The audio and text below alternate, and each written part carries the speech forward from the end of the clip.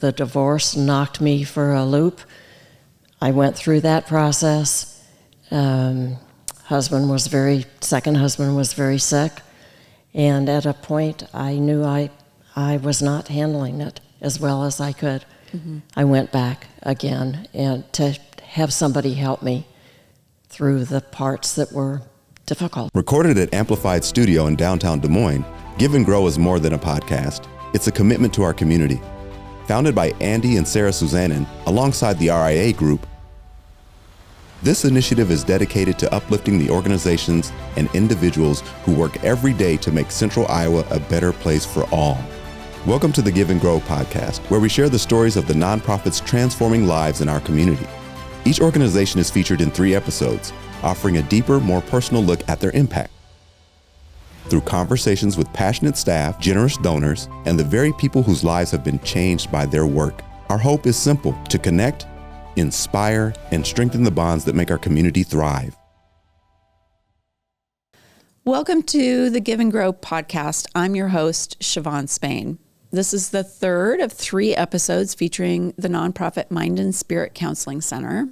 Mind and Spirit Counseling Center is a 501c3 organization whose mission is to walk with people through counseling and education, to find hope and healing, and to live a fulfilling life. Their vision is to become a welcoming place for those seeking inspiration, hope, and healing of mind, body, and spirit. And they prioritize access to help for everyone, regardless of insurance status.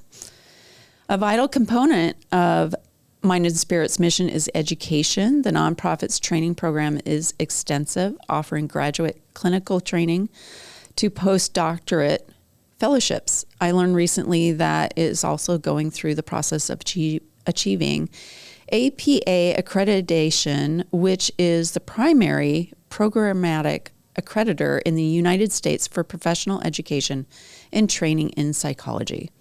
This will further Mind and Spirit Center's ability to address the shortage of mental health professionals by attracting and retaining those in the field on a national level. Today, my guest is Starr Hinrichs. In addition to being a donor of Mind and Spirit, Starr has also been a beneficiary of the nonprofit services. Thank you for being here, Starr. Welcome to Give and Grow, and I look forward to this conversation. Thank you. Me as well. Excellent. Well, I wanted to start off just asking for you to share the story of how you first connected with Mind and Spirit Counseling Center. I'm happy to do that. I want to preface the answer to that by saying I realized, I think as a teenager, that something was not right in my feeling. I think I would say I just was not comfortable with myself, and it led to depression, and it worsened. I raised 4 sons. Twins were my last who were born, and I think I had postpartum depression with them. 4 babies in 4 years. I was overwhelmed, and wow. There wasn't a name for that then. So I continued through my early adulthood, marriage, feeling depressed and overwhelmed. I got to the counseling center the day after the 93 floods in Des Moines. I had made an appointment to see a counselor. I was very surprised to find myself going through a divorce after 30 years, and I was very distraught. Trundled off to my appointment day after the floods that July, and all the offices were dark and locked. And I was so distraught. I needed so badly to see someone, and ran into Marcia Duke, who happened to be at the time the wife of the executive director of what was then the Des Moines Pastoral Counseling Center, now Mind and Spirit Counseling Center. Mm-hmm. And she said, well, I think Ellery's working today. Let's give him a call and see if you can be seen. Ellery, her husband, was executive director and counselor. Okay. And he saw me. And that began a journey through counseling that has gone on and off since that time. Well, so that's been quite a while. It has. And, it's interesting. I'm so glad you're able to come and talk about this, because a lot of people still want to keep it under the rug about the help that they need from time to time, and especially for mental health services. So while we've made headway as a society to break down those stereotypes, there's a long way to go for us to accept it as normal as going to a medical doctor, for instance, or physical therapy, along those lines. So the belief that those who seek mental health services or need that are maybe weak or mysterious or unpredictable, maybe even dangerous, still exist, and it can really hinder people from getting the help that they need. So have you experienced any of that? Because, from face value, I'm sure on the outside, everybody would be like, I would never guess. This is a very positive woman and doing a lot in the community and raising kids and being active. So tell us if you've experienced any of that personally, or from, maybe your family or even society. It's interesting you should say family. Yes, I was raised to be a can-do person, raised in the military. And my mother was very insistent that we just keep our business to ourselves. Yeah. And through the years, I have said things that have just embarrassed her to death, because I have disclosed I've been uncomfortable in my marriage, or we were struggling in our marriage, or this or that. I think we have come a long way. I think the wars, the PSD that people have experienced, have just been brought to our attention over and over again, and you can't get over that by yourself. Yeah. And personally, I couldn't get over what I knew was depression, what I knew was not feeling right. And I think that's the biggest thing I learned, and the biggest recommendation I could have for people is we know when we're uncomfortable. We don't always know what to do about it. Yeah. Counseling was a huge answer for me. Mm-hmm. That's great that you're able to recognize that and follow through with it. Sometimes it's a personal belief about your mental health and your upbringing that can really instill those stereotypes or those beliefs in yourself about who you are and how you're supposed to be out in the world. And part of what I've discovered in counseling is that the views as you're being raised are not necessarily how you feel. That may be how your mom felt or your dad felt. That doesn't necessarily mean that that's how you feel. And that was a great big, I can feel the way I feel, and that's me. Yeah. And a huge relief, which seems funny to say at my age. One would think I would know that. But I didn't. Yeah, sometimes it's a lifelong process. It is. Right? Yep. So the relief, talk about that. How did seeking counseling help you in the long run? What were the changes that you saw in yourself? I so appreciated in the counseling process that I was affirmed. And I know they do that with everyone. However you show up is however you show up. And that's okay. And the things that are causing an issue can be addressed. Yeah. but very kindly and with acceptance and with the encouragement over and over again. We're human beings. We're not perfect. We aren't meant to go full bore all the time. We can slow down, take a breath, not have answers. Yeah. It's all okay. Yeah. Yeah. Growing up, I, very not accepted was talking about your family dynamics or anything.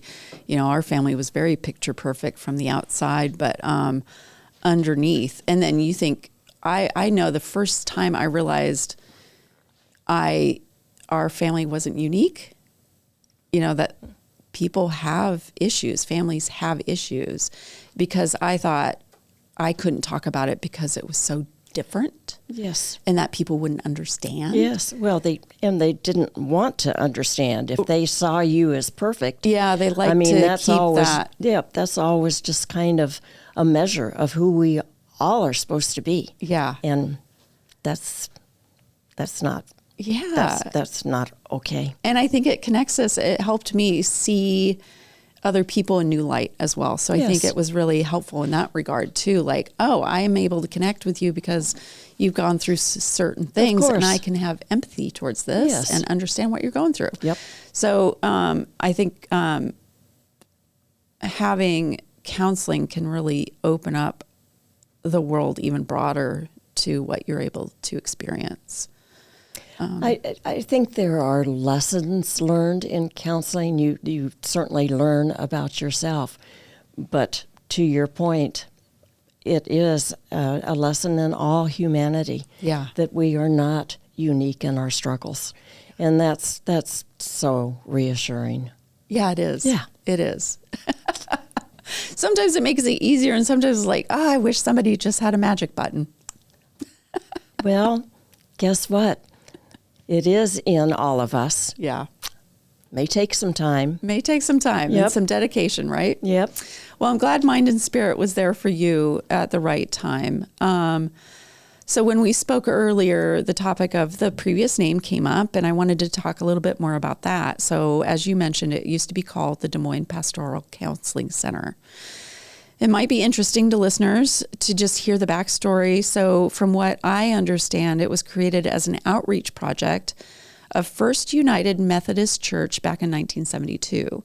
And it was accredited through the American Association of Pastoral Counselors, which established standards for pastoral counseling.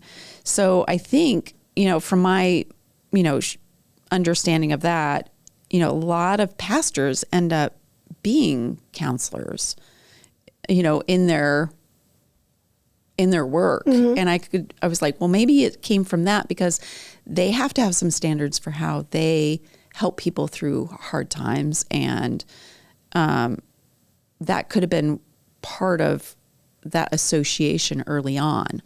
So although the organization hasn't been affiliated with any specific religion for quite some time, it has always been committed to providing mental health services to the community as a whole, including those with diverse spiritual backgrounds.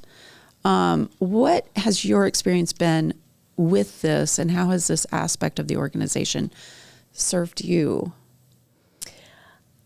I am not sure the name Des Moines Pastoral Counseling Center was helpful to the general public knowing what they were exactly.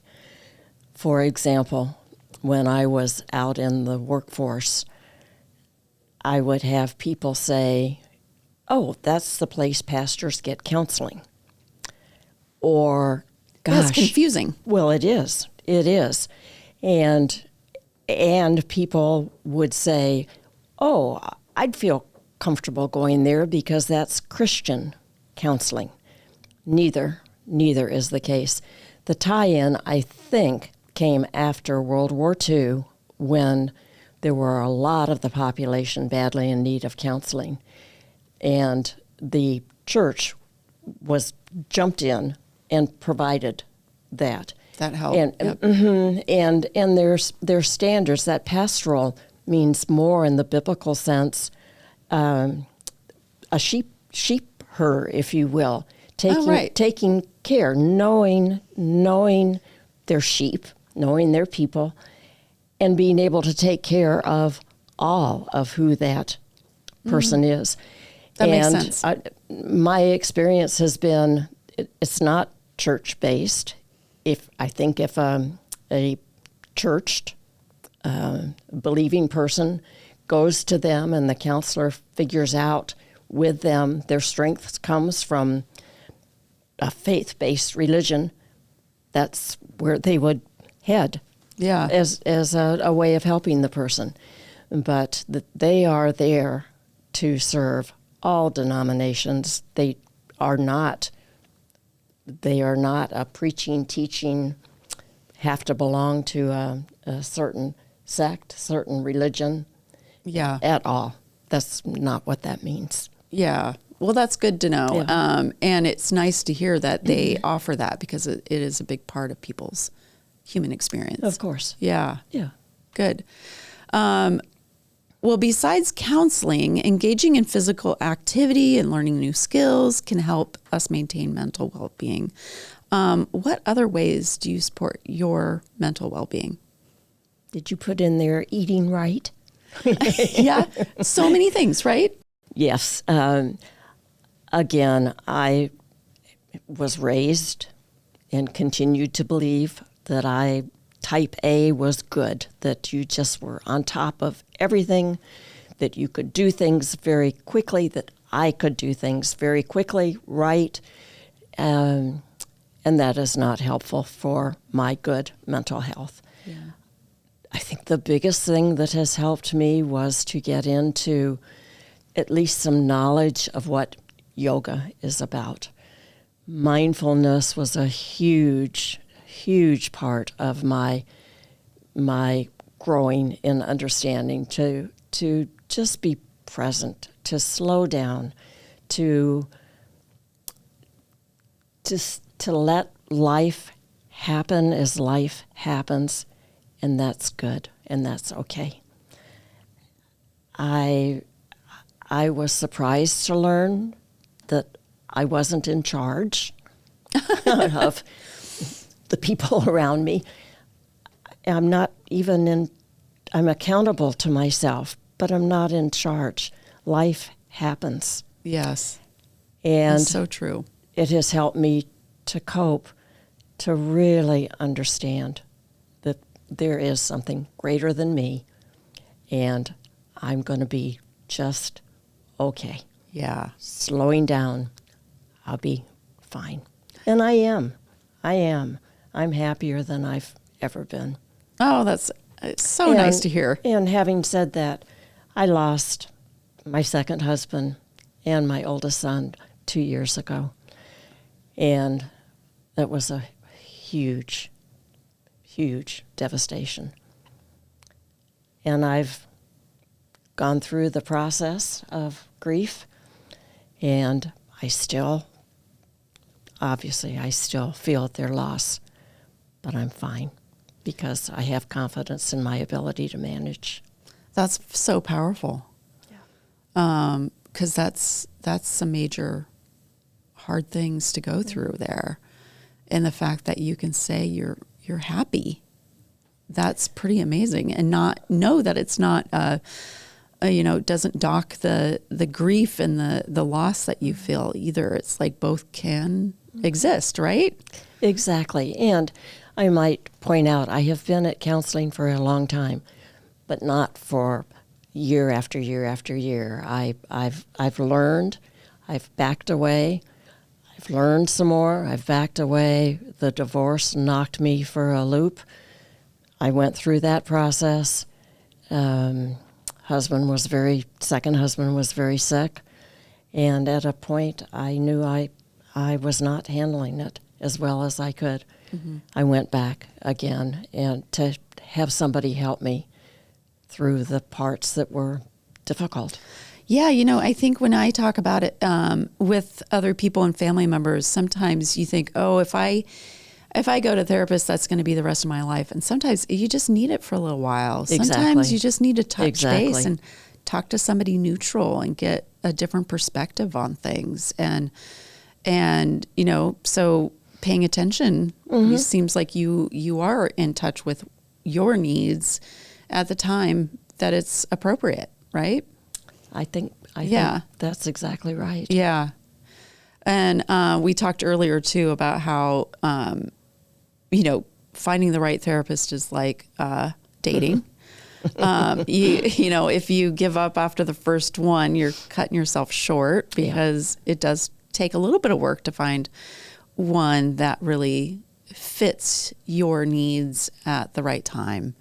So I'm glad there's a lot of resources out there, and I'm glad that there's so many clinicians at Mind and Spirit and how they are working on, attracting and retaining professional psychologists, because people need a lot more options, it seems. And I think that Mind and Spirit is a very comfortable place to say, after you've started with a therapist, if it's not working, they know that happens. Yeah. And you can select, or they can help you select a therapist that might be more appropriate. Yeah, I think that's really good to point out to people that might have been thinking about going and just having kind of these assumptions about how it works, and how, as a client looking for help, there's a lot of power there that you can really determine what's right for you. You don't have to be locked into anything. Right. And again, we humans know when something doesn't feel right. To trust that is another thing, because it's kind of embarrassing, I think, to go to a professional and think, oof, there's no connection here. Yeah. I'm either not going to go back or I need to change. Yeah. That's okay. That Happens a lot. It does. Yep. Yeah. Yeah. It's just about finding the right person, I think, and the right organization too. Give and Grow's goal is to encourage listeners to become more involved in causes they care about. So, I'm talking to you as a donor of Mind and Spirit, do you have advice for community members who are new to giving or are contemplating where to give?